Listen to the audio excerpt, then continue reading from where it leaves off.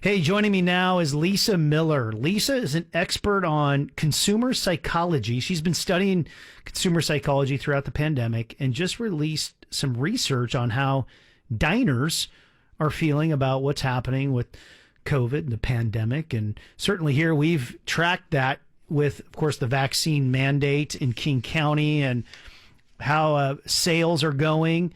So we're going to get a insight from Lisa on how things are going across the country. Lisa, welcome to the program. Thank you. Good to be back, Tim. Yeah. Now talk to us. You just did a survey. Tell us what you found.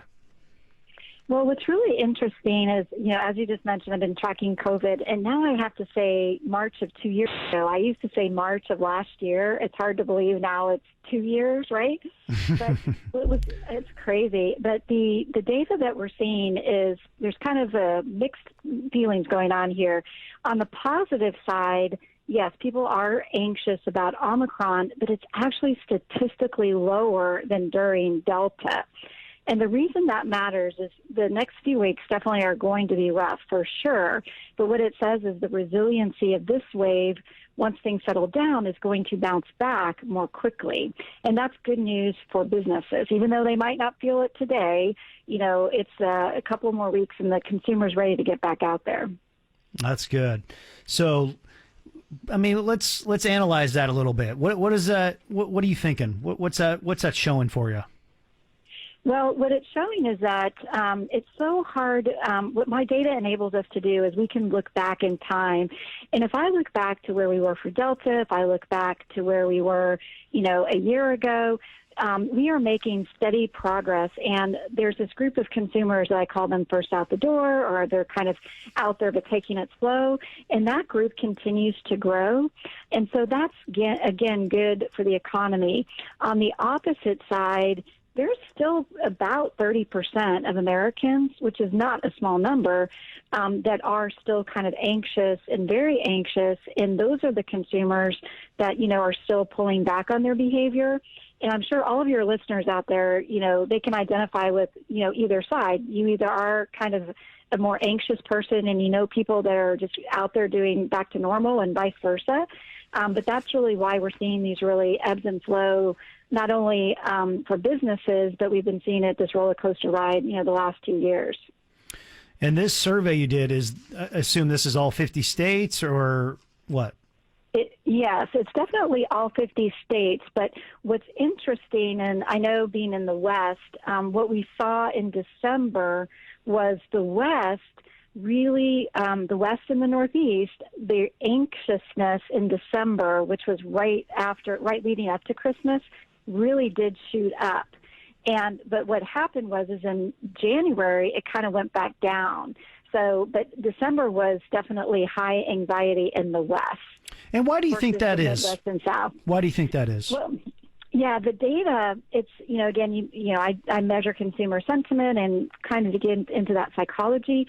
And what my data shows, so politics aside, the communities that have had the most restrictions throughout the pandemic have actually been more nervous than those without. And so is that the chicken before the egg? That's for, political scientists to debate. But what I can tell you is, with vaccine mandates and so on, sometimes that has an unintentional consequence, which is, wow, if I need a vaccine mandate, maybe it's not safe for me to go out. So while it's designed to make you feel safer, some of the data that I have kind of shows the opposite. So again, the political scientists will debate that for forever, but that's at least what the data is showing. Well, certainly that shows the case here in Seattle. In the last couple of weeks, a couple of very significant studies have come out that shows Seattle, the Seattle area, as the number one most anxious, stressful city in America.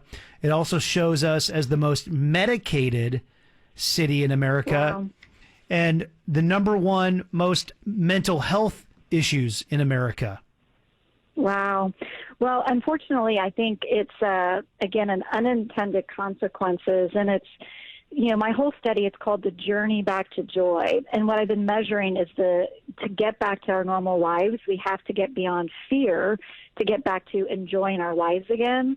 And the more sometimes, we talk about the cases, the hospitalizations, the ventilators. For those that are anxious, it just makes those people more anxious. And so it's kind of it's a very tough situation, but it's really, I'm very sorry to hear that the numbers are so much like that. But obviously, it's the community where one of the epicenters was, and you guys have been through a lot for sure. But I do think those unintended consequences of very strict mandates, might be a contributor. At least that's what the data I have shows. What's it like where you are? Well, I am in a very different place, which I live in Texas. Okay. And so I know that some people in other parts of the country, think we're a bunch of renegades down here. But the data really just shows how you've internalized this pandemic is highly impacted by where you live. I will tell you in Dallas, I still wear a mask every time I go to the grocery store. I was at the store just, different like a Walmart and a Trader Joe's, and the majority of the people are wearing masks still. Now, I think sometimes in the news, maybe Texas gets portrayed differently, but at least, just day in and day out, just in my little bubble that I live in Dallas, there's still a lot of precautions and such, going on here as well. Yeah, interesting. We're talking to Lisa Miller. She is a consumer psychologist who is working around different surveys to get consumer reflections and studies, and super, super fascinating. I tell you, you're seeing it, in different parts of the country. You're seeing it, kind of show up in different ways. Now you're reporting 1 in 4 Americans report that they will be back to pre-pandemic dine-in frequencies in about a month. Is that right? That is absolutely right. And it's this bell curve, as I mentioned. There's this group at the front. Think of it as a bell curve. The people at the front, they've been out the door. The people that are kind of on the other side are a little bit more nervous. But, yeah, there's 1 in 4 people say they're going to be back to their normal frequencies. And the thing about it is the psychology about the readiness to get back. People might say, oh, it's all millennials, or, it's all just younger Gen Z. Well, the data, again, 2 years and counting, is it's a mindset. So, and again, we all think about our friends and family members. You might have, a baby boomer who's just out the door living life again. And then you might have a younger person who is very concerned and anxious. And so it's really who you are as a person, and it's not really age defined. And that's, I think, an insight that people don't necessarily talk about very much because, again, I think millennials get the bad rap. It's like they're out there just, free for all, whatever. And it's really not the case. There's quite a few millennials that are actually very anxious and have pulled back their behaviors. Yeah, I'm curious your thoughts on this. I had a couple conversations yesterday and the past couple of weeks, and I've been noticing this for a while now. Of course, here in the Northwest, we kind of pride ourselves on, hey, we're the most educated city in America. We're very scientific. We're quote unquote following the science, right? I mean, we really pride ourselves on that, right? Yet I've noticed, and this is a theme of what we're talking about, but a few people mentioned, in fact, one of them yesterday, talking about schools and school lockdowns. And I've been a proponent of not locking down schools. And, not a lot of people around here don't necessarily like that I've been a proponent of that.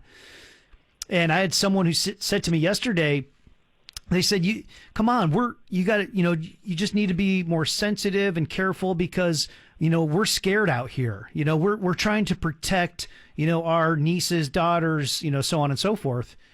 And I've heard that numerous times because it was like, okay, at some point, here's someone who is smart, educated, and I'm sure they would say, yeah, I'm following the science, but yet they point to the fact that they're scared.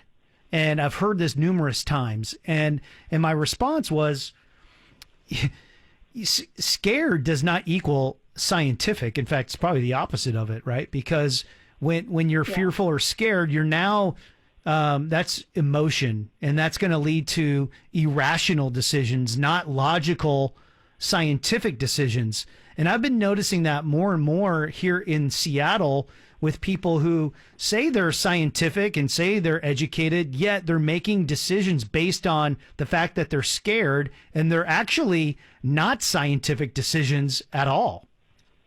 That is such an important insight, and it's really, that is, I think, the story that's not being told right now. And in fact, the data that I collected, literally, I got it back yesterday, so it's very current. Basically, 69% of Americans basically are saying that they're concerned that people are still getting COVID, even though they've been air quote doing it right, vaccinations, masks. So that's a big number, right? So that creates fear because what they told me was working doesn't work anymore. And then the other thing is that just under half of Americans right now is I'm losing trust in the experts' ability to understand and predict COVID. And I think that that data, that is a new situation with Omicron. Because of, yes, breakthrough cases were happening, but now, there's just so many breakthrough cases and, booster after booster, how many boosters are we going to need? And so that is definitely, for that 30%, that's creating fear. But keep in mind, the majority of Americans are not in that fearful spot. Yeah, interesting. Very, very interesting. What other things do you think we can expect this year? I mean, give us your, break out the crystal ball. Come on, break it out, Lisa. Well, here's an exciting, because again, my whole thesis was to get back to the other side. And so what I try to encourage people to look up, let's find how do we get to the other side of this? And so I do see encouraging data in the sense that over half of Americans to say we have to move beyond COVID and get back to living our lives. And again, what that's telling us is that, even though Omicron is, very contagious, we see that it's not as, it doesn't make us as sick. And so therefore, I think, my mom used to always say, this too shall pass. And this inflection point, I think we're getting to that, which means it's that I'm very optimistic about 2022. Again, if you're a business owner, it's going to be another couple rough weeks, but hopefully, come February, then the spring, and then by the time summer gets around, hopefully we'll be in a much better place. Now, big asterisk is, is there another variant looming out there? Nobody knows that. Oh, right? Of course, there's going to be 57 more, Lisa.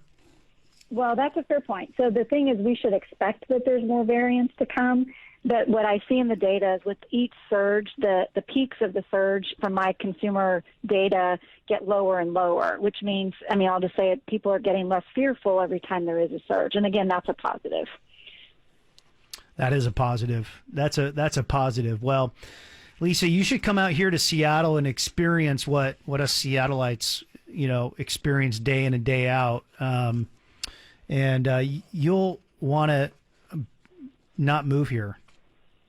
Well, that's why, honestly, I really hate to say it, though, is that if living here in Texas, it depends on where you live. If you live in California, how you experienced COVID and how it impacted your lives, it's just so incredible. It's like it's the parallel universes because they're so different. They're so different. Actually, you know what? People think California is strict because you just alluded to that.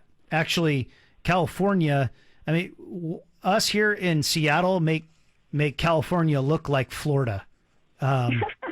Wow. Yep. That's crazy. But unfortunately, and I'm going to actually have to look for that article because, that kind of support the data that I see, right, is that the very, very strict, the unintended consequences of very strict regulations, I think has had an impact, an unintentional impact.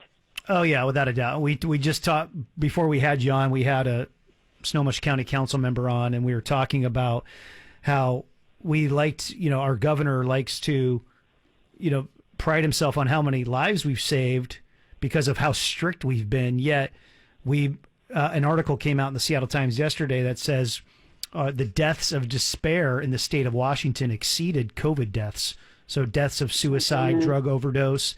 There's massive collateral damage that is happening every day here in our state. Wow. Yeah. Gosh, that's just tragic. And again, the untold stories, right? Because for every action, there's a reaction, as the saying goes, right? Yeah, absolutely. Yeah. Lisa, thanks so much for joining us on Live from Seattle today. We really appreciate you being on with us. Yes, well, thank you so much. Look forward to the next one, and have a good evening. You too. Take care.